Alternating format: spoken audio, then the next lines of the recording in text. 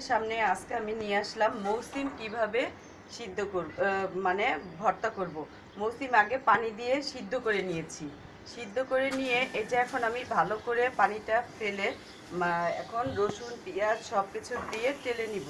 তেলে মরিচ দিয়ে এই যে তেলে একদম ভাজা ভাজা করে তারপরে আমি এটাকে পাটায় শিলপাটায় বেটে নিব।